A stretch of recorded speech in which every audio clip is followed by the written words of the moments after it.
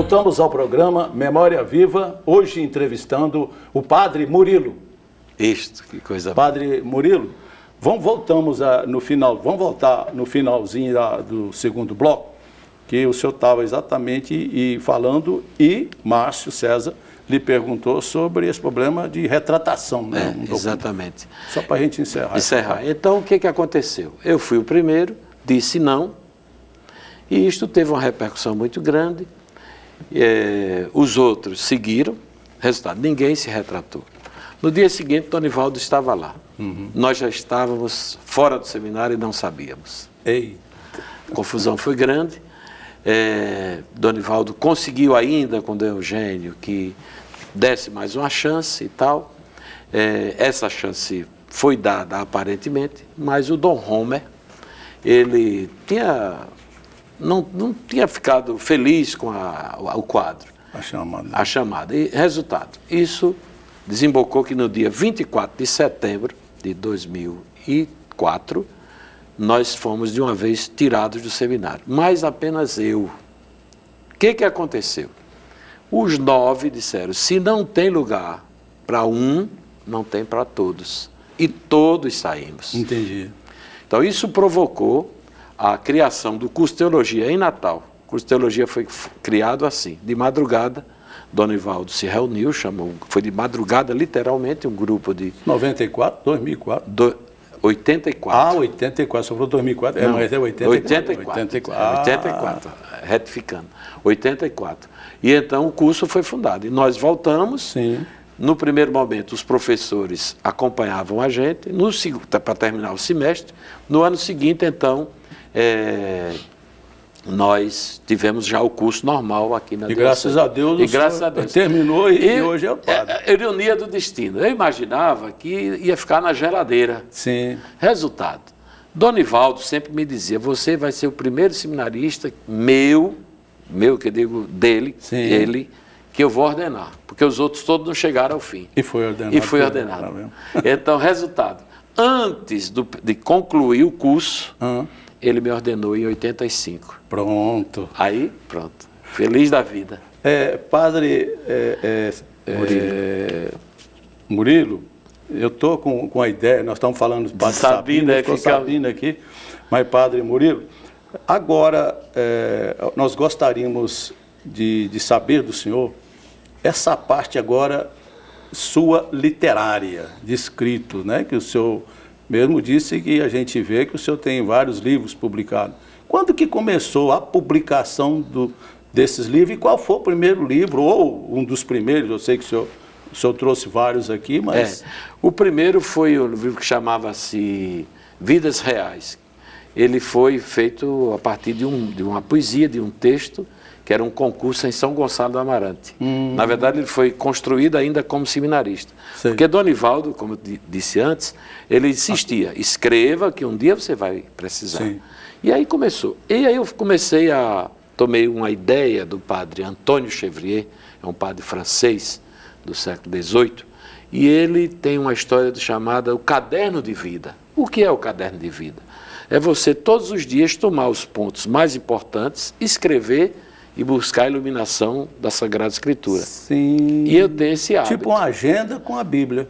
Com a Sagrada Escritura. Exatamente. Então, eu vou tomando os fatos. Sim. E vou fazendo a reflexão. Isso são os escritos.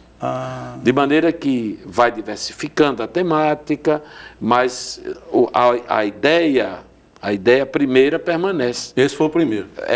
E aí daí... Lembra o ano, assim? Esse daí foi publicado já em Macau, 85. Pronto. Já publicado em Macau, 85, 86. E desses que o senhor trouxe, vamos dizer assim, qual deles aí que o senhor colocaria como primeiro aí, para a gente fazer um... eu falaria então neste aqui, de Bentivis em Gaviões, que na verdade é o terceiro, porque este é um livro começado a ser escrito na Itália, em Castello di Tora, exatamente durante os funerais de Padre Sabino. Então ele é um livro feito em homenagem ao Padre Sabino e a Donivaldo Monte. Então, a primeira parte é toda sobre Padre Sabino e os textos primeiros são escritos na Itália. Então, é uma espécie de conto, de prosa, de poesia, e aí a gente vai buscando a iluminação da palavra. E eu estou vendo aqui, padre, que tem vários textos aqui, Caruaru, Parnamirim, são todos seus. Exatamente. Por onde eu vou passando, naqueles dias... Entendi. Naquele dia onde eu estou, eu escrevo. É tanto que há dias que eu estou muito cansado e, às vezes, eu não consigo dormir se eu não escrever. E eu escrevo na rede, deitado na rede. Agora que eu estou tendo o hábito de escrever no computador, no celular. No celular? No celular. Mas antes, mas não me satisfaz. Me satisfaz escrever na agenda, tá? Eu tenho umas 3 ou 4, não mais, aí umas 5 ou 6 maletas de agendas. Escrita à mão. Escrita à mão. São todas catalogadas. O senhor prefere escrever mais à mão? As lembranças, né? Os fatos. Os fatos, Então eu escrevo à mão e vou fazendo, então, toda essa iluminação da Sagrada Escritura, claro, e enriquecendo um pouco mais, com conceitos mais profundos de teologia, às vezes de filosofia. Esse começou por aquele primeiro que o senhor falou, esse seria o que? O quarto, quinto? Esse é o quarto, porque tem um outro que também eu não trouxe, que é o Montanha Luminosa, que em 96, quando eu completei 10 anos, ele não veio, o Montanha Luminosa.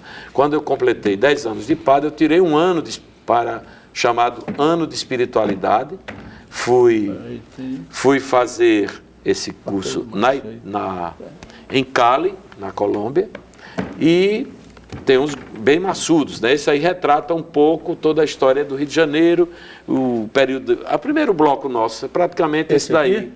A terceira face da moeda. Né? É tanto que esse afresco é da igreja de São Gonçalo do Amarante. Esse aqui então retrata o período que o senhor teve lá no Rio de Janeiro. Mais ou menos até a ordenação. Os primeiros anos de Macau. Ele é maçudozinho. Ele é maçudozinho. Então, nisto tem muita influência Estou vendo aqui Dom Helder. Aqui, isso, tem muita coisa, porque todo o período que eu fui assessor da Pastoral de Juventude Meio Popular, então tem muita coisa de Dom Helder, muita coisa de Pedro Casadáliga, tem muita história de muitos outros padres, e essa luta que começou a falar, o Luiz Ribeiro, de Macau. A festa de Conceição em Macau, está aqui, Dona Cidade do Sal. Isso, né? Guamaré. Guamaré, muita história aí, muita história mesmo. E então a gente ia falando dos acontecimentos, né? Acontecimentos conflitivos, né? Muitos conflitos. Né? Quando eu cheguei em Macau, houve uma morte de um pescador. E me estranhou que aquela morte, porque eles pescavam numa área chamada de Alazão, que é da Cirne, e não houve reação. Foi aí que houve a inspiração para começar a Comissão Justiça e Paz. E daí começou todo o trabalho de animação dos salineiros, dos trabalhadores do mar, dos pescadores, dos trabalhadores da terra. Né? Então, fomos de maneira que hoje, já quando eu estava saindo, foi feito um acordo entre a Cirne e os pescadores, e hoje os pescadores detêm o direito de pescar livremente nesta porção grandiosa. São 45 hectares de extensão que os pescadores hoje têm, fruto desse trabalho de muita gente. E antes, né, padre, tinha muitos conflitos, tipo pescadores que passavam a noite presos nos banheiros dos vigias, né? Redes tomadas, cortadas. Né? Então, carros da polícia que iam para trazer esses pescadores como estivessem praticando o crime. Então, tem essa trajetória tanto em Macau, né, na área da Cirne, como tem o conflito do Rosado também, uma morte, né? Tem uma morte. Sebastião Andrade. Trabalhador. Trabalhador rural e pescador. Porque a paróquia de Macau, até o padre Edilson, que hoje é bispo, atendia a Porto do Mangue, o município hoje de Porto do Mangue, que antes era o município de Carnaubais, fazia fronteira com Areia Branca. Porque não tinha estradas, se fazia o caminho pelo mar, então, pelos rios ou pelo mar. Então era mais perto de Macau do que de Areia Branca, ou de Carnaubás. De Carnaubás para o Rosado era um dia de viagem. E o último livro seu, vamos dizer O último livro, o Jiquitaia, é este. Sim. Né, que ainda nem foi lançado, né, estamos lançando agora aqui. Está sendo lançado em primeira mão. É a partir de um convívio de meu pai com o Dom Jaime, lá em Macau, numa casa que nós temos lá, e ele falava muito dessa história da jiquitaia. A jiquitaia é a pimenta, a lagueta, é o molho. Sei. E é uma história muito interessante que o coronel queria fazer o casamento da filha e as onças estavam comendo os carneiros e ele colocou um anúncio nas feiras que quem matasse as onças ganharia 1 conto de réis por cada onça e aparece um caboclo lá meio muito sem futuro e tal e chega e se apresenta ao coronel e o coronel diz, pode ir, mas prevenir os outros, ele não vai voltar. Então ele vai com um saquinho e vai com uns litros de molho.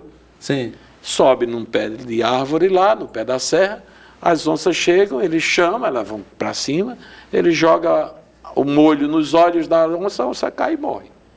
Ele mata 3 onças numa noite. Isso aí é uma história muito... É de história de pescador. Aí então o que acontece? O coronel vai e não quer pagar. Não quer, depois que ele chega, espera que os trabalhadores do coronel vão apanhar. O coronel pensava que ele ia morrer. Que as onças iam... Aí o coronel disse, mas 3 contos de réis, 3 contos de réis é uma usina de algodão, lá vai e tal. E vai para lá e vem para cá e tenta enrolar o caboclo. O caboclo diz, ou você me paga, ou eu faço a mesma coisa que fiz com as onças. Aí o coronel não sabia do truque dele, né? E tem que pagar. Daí o nome Jiquitaia. Jiquitaia. É uma das histórias do meu pai. Jiquitaia. Então esse livro assim, esse livro ele começa assim, mas ele é um escrito diário de janeiro até 1º de maio. Agora, Murilo, o seu lado de escritor, não é? Ele foi aflorado mais em Macau, em Parnamirim, no seminário. Onde foi que você começou assim, aqui mesmo eu quero seguir esse caminho? Eu sei que tem a orientação de Dom Nivaldo. Escreva tudo que você vê, né? Faça o seu diário. Né? Mas de onde foi que aflorou realmente essa questão? Bom, aí vem o convívio com uma figura, por exemplo, espetacular, Gilberto Avelino, que era um acadêmico e tal, e que tornou-se meu amigo. E é muito interessante a história do Gilberto Avelino, porque ele era advogado, numa das questões, contra a paróquia. No final da história, um dia ele me chega e diz, padre, eu não vou advogar contra a minha igreja.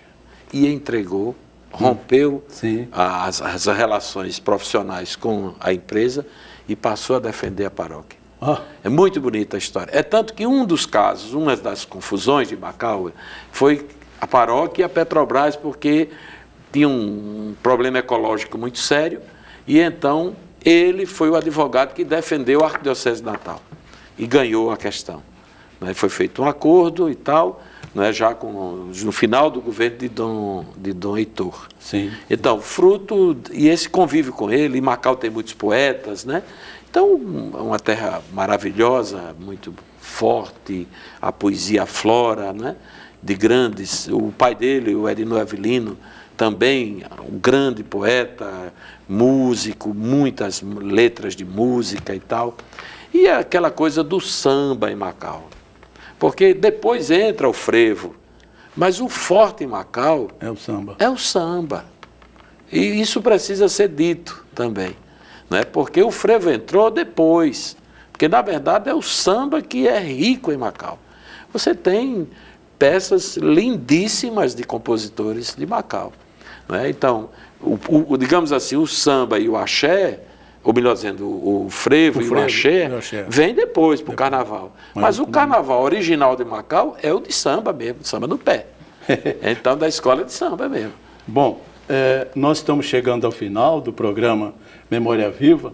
Eu quero agradecer a presença do senhor, padre reverendíssimo, né? Agora, depois de toda a sua história, reverendíssimo padre, né?